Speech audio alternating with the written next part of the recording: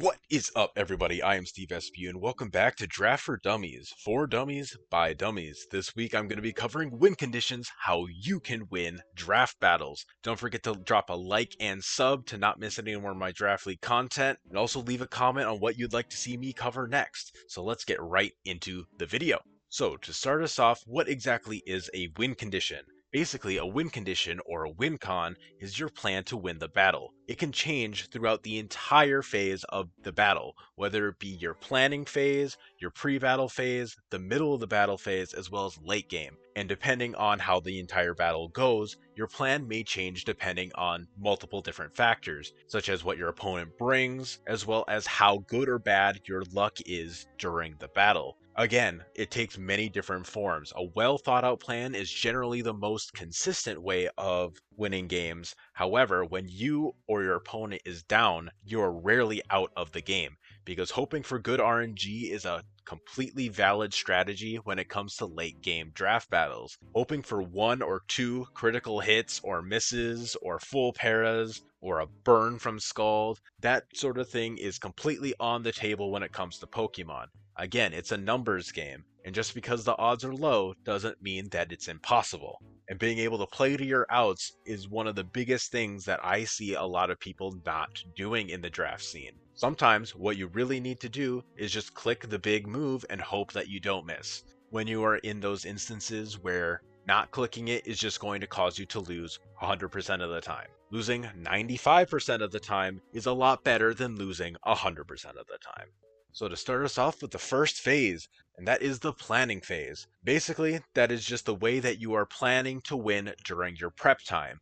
This is also what happens when you do your mocks as well. It's generally helping you be able to see how your opponent will be able to play the game in order to beat you, so you can better plan around them. Generally, this is when your plan is the most broad, and that is because you don't know how the battle is going to go. You don't know exactly what your opponent is going to bring, so having a very broad plan of what can go on is definitely going to be one of the most important things to do, because you don't want to get hyper focused on one specific plan and then it end up falling flat because your opponent brought the perfect counter to your setup. One of these examples of having a very broad plan would be setting up hazards for a late game cleanup. That is a very broad general plan. And all that really considers is you need to have some form of hazard setter as well as a hazard abuser, whether it be a choice band, choice scarf, or choice specs Pokemon or a setup Pokemon. It all depends on what you have on the table and how good or bad it matches up into your opponent's team.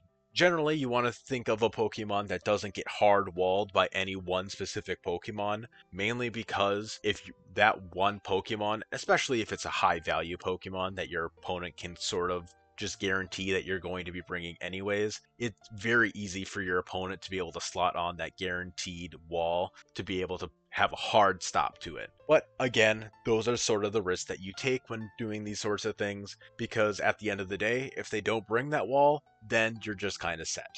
And then next up, we have the pre-battle phase. This is one of the shortest phases, but it's also one of the most important. This is during the phase when you are showing your opponent your team and your opponent is showing you theirs. This is basically when you are trying to figure out what your lead is, as well as figuring out what exactly your opponent can bring against you, as well as what you are bringing out against them. And depending on what your opponent brings, your plan may have changed. Instead of setting up hazards and going for a sweep, maybe you recognize that you have a very good chance of winning if you just blow a massive hole into their team super early with that late game cleaner that you initially planned to have. But now you plan on just having it being a suicide lead that just punches and punches and punches holes into your opponent's team in the early game. That allows your more defensive or maybe more moderate offensive Pokemon to be able to clean up in the late game. This all depends on what exactly your opponent brings, and that can be completely wildly different from what your opponent brought. Because if your opponent did end up bringing that one perfect wall for your setup sweeper, maybe you don't need it as much in the early game, so you can sort of feel free to just send it in early and just click a big funny button. That is 100% valid.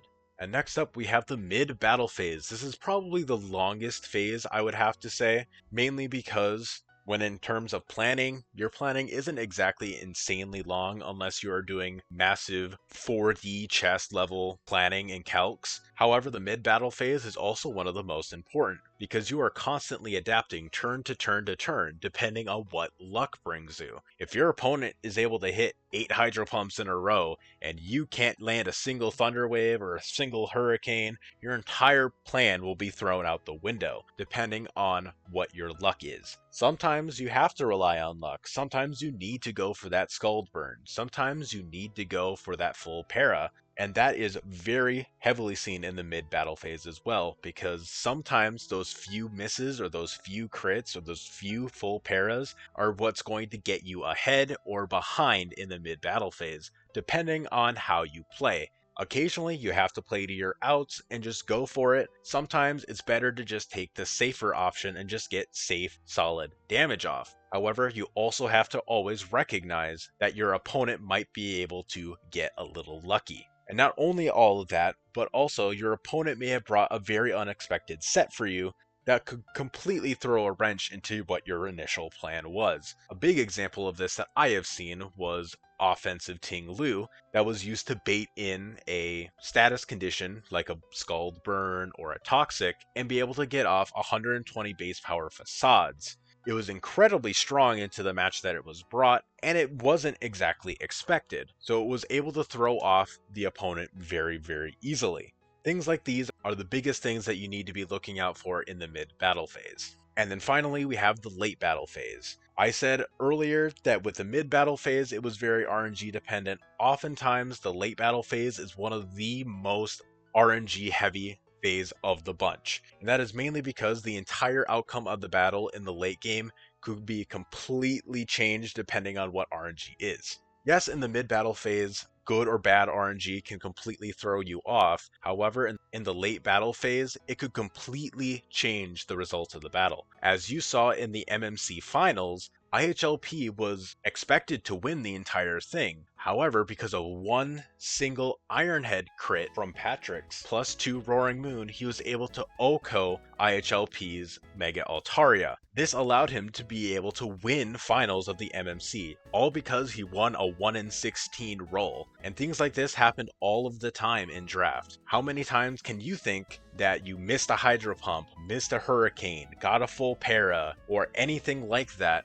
and it caused you to either win or lose the battle? Sometimes you just need to play to your outs and be able to play into getting good RNG in order to win when you are behind, as well as taking safer options to potentially win if you are ahead, while still recognizing that your opponent might try to just outluck you. These are all things that you need to be prepared for when it comes to the late battle phase of draft. And that is it for this week's episode of Draft for Dummies. Thank you all so much for tuning in this week. I really appreciate it. Again, thank you all so much for showing so much support on last week's video. I loved having Vinny on board. I really hope to do more of that sort of thing in the future. I have so many cool buddies with a lot of different backgrounds in draft to be able to give their own views on things. I love having different people giving their different opinions on what draft is. That's one of the best parts of the draft community, in my opinion. And I'm thankful every single day for the community that I have with you guys.